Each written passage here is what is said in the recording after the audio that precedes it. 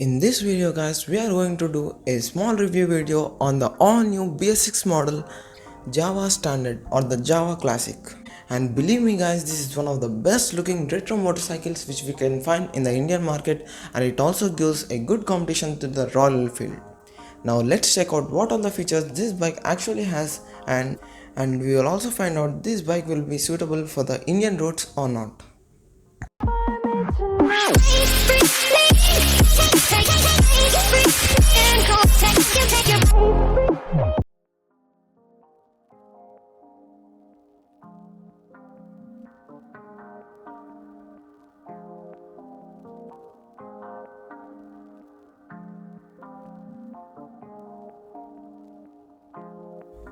The first thing that we are going to feature is about the looks of this bike. As you can see guys, this bike has a mind-blowing paint job done in it. As this bike is in the white color with glossy finish, and some of the gold painting is done which really suits this bike guys, and the chrome treatment done to the engine and some of the spoke wheels and some of the parts of the vehicle which really suits this bike and gives this bike a classic and retro look. And not to mention guys, this is one of the best looking retro motorcycles which we can find in the Indian market, and believe me guys, the road presence of this bike is really very excellent. Most of the parts in this bike are made up of metal, hence they are very strong and durable than the plastic and as well as the fiber parts. Some of the chrome treatment is also done near the headlight, which looks very attractive. So we can conclude that the overall looks of this bike is really awesome.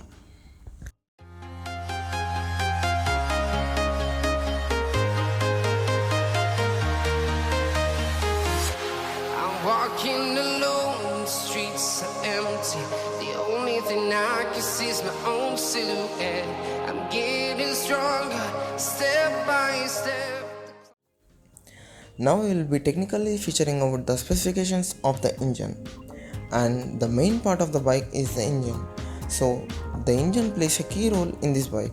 This bike has got 293cc engine, which is a fuel injected engine, and it consists of a single cylinder, and it produces a maximum power of around 27 bhp and 28 Newton meters of torque, which is really very excellent when we compare it with the classic and the retro looking motorcycles. If we compare this with the Royal Enfield Classic 350, the Classic 350 produces only 19 bhp of power and 28 Newton meters of torque. So in terms of power, the Java is a clear winner.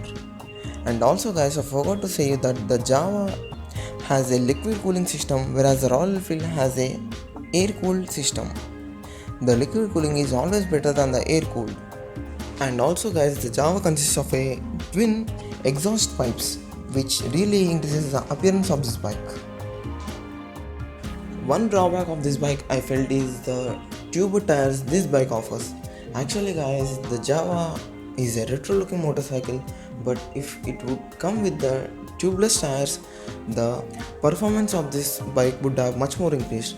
But now also this bike is one of the best performance bikes in the retro and the classic looking motorcycles. In the front section guys, we get a tire of around 90 by 90 section, and in the rear section we get a tire of size about 120 by 80 mm, and these tires are the MRF tires, and the CR tires also the company is providing, and these company tires are really a very good company tires, and they provide good stability on the cornering as well as the harsh road conditions also. The stopping power of this bike is really very excellent guys. Literally this bike stops from 60 to 0 in less than 3.5 seconds, which is really a very good thing. And this bike consists of a twin disc brakes in it, and it comes with the dual standard ABS as a standard.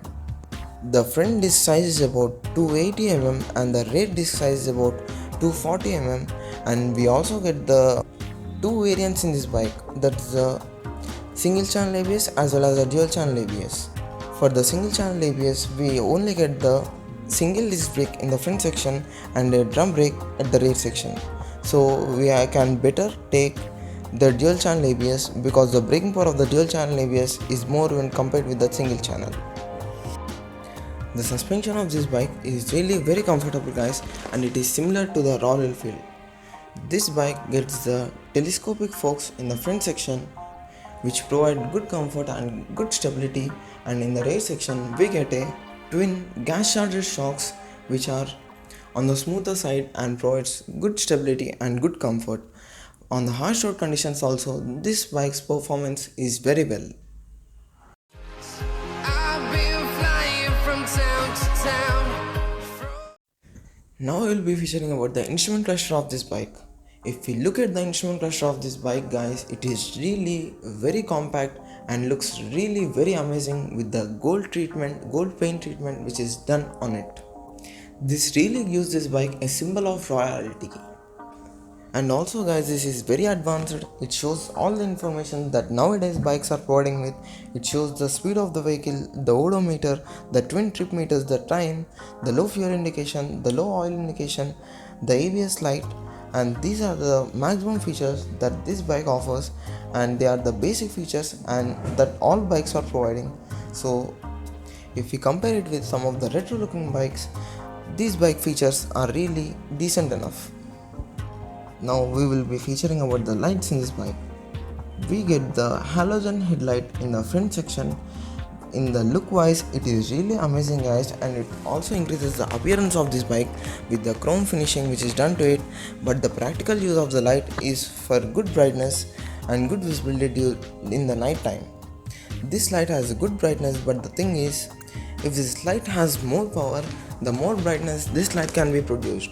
So for this classic and retro looking motorcycle, the light suits, but the power have been increased, that means the luminance. And now featuring about the rear section, we get a LED tail light which is a small unit which looks really attractive and gives it a classic look, and the indicators also are very tiny but they are really very bright guys. So during the night time, the good visibility will be provided for the back side, so good safety can be provided. This bike weighs similar to the Jawa 42, that's almost 170 kilograms, and it is less than the Royal Enfield of about 15 to 20 kg less than the Royal Enfield. Just imagine guys, it is really very less weight. And also this bike has a good ground clearance at almost 140 mm, and the seat height of this motorcycle is around 780 mm, which enables all the types of the riders to ride this bike with great comfort because of the low seat height.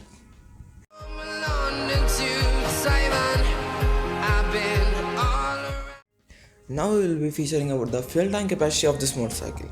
This motorcycle fuel tank capacity is around 14 liters and the reserve capacity is around 1 liter, and in the city conditions guys, we can expect a decent mileage of around 35 km per liter, and on the highways 38 to 40 km per liter.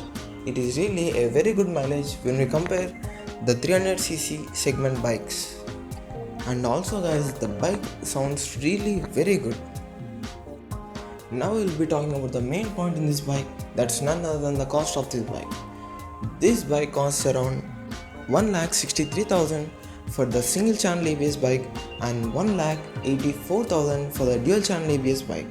So in my opinion is better we can consider to take the dual channel ABS, because in terms of safety the dual channel ABS provide good stability on the roads.